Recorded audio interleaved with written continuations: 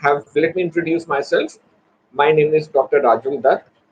I'm having over 35 years of experience in management teaching and in corporate. I was in corporate for 14 years, and then I switched on to academics and into management teaching, teaching MBA and BBA courses for the last 24, 25 years. Institute of Management and Technology, Rishikesh, for the last 3 years, different topics. I've received many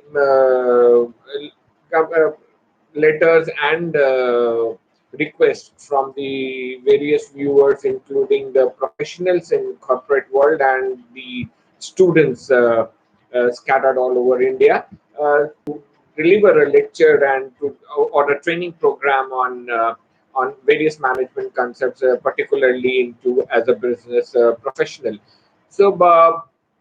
This again motivated me to come up with few, but to utilize my expertise of marketing and sales, and to bring out certain motivational videos for the professional because I have been dealing with the various training programs in sales training, corporate training for the last 10, 12 years.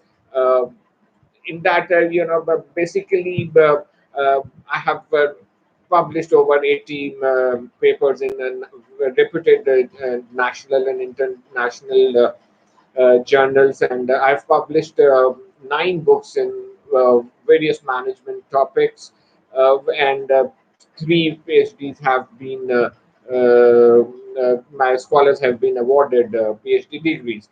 So this is my a brief profile in the communication from various segments of the society to bring up to take up certain motivational videos or trainings and motivation. So I've decided to come up with certain lectures on or training programs and management teaching. Therefore, under our channel, that is RS Group of Learning.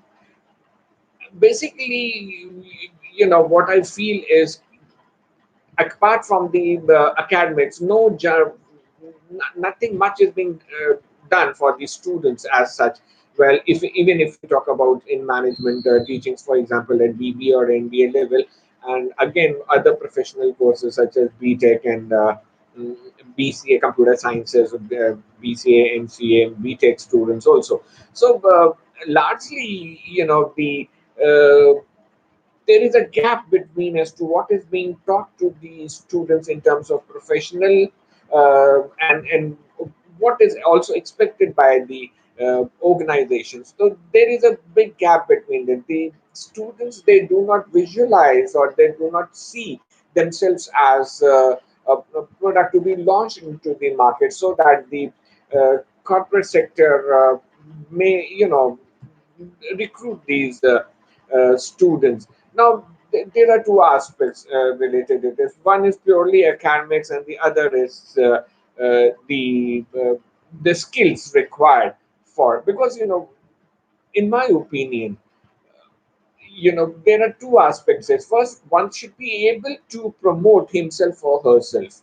Now, that is where skills, various skills are required, like communication skills, your listening skills, your personal grooming, your manners and etiquettes, so on and so forth. So there are certain areas which need to be taken care of by any person to about in industry. So for example, when I talk about industry, so every industry, for example, meditation. So this is again a separate, a separate personality. For example, when we talk about these politicians, this is a different sector. So then similarly, one has to adapt to the personality. That is what we call it as a business personality. A person by physical appearance and should look like that the person belongs to the say so to the industry sector, or so a certain amount of the personality is required, and to develop to make it known to the people or to the buyer sector, to the larger to the society is that how do you stand apart from that.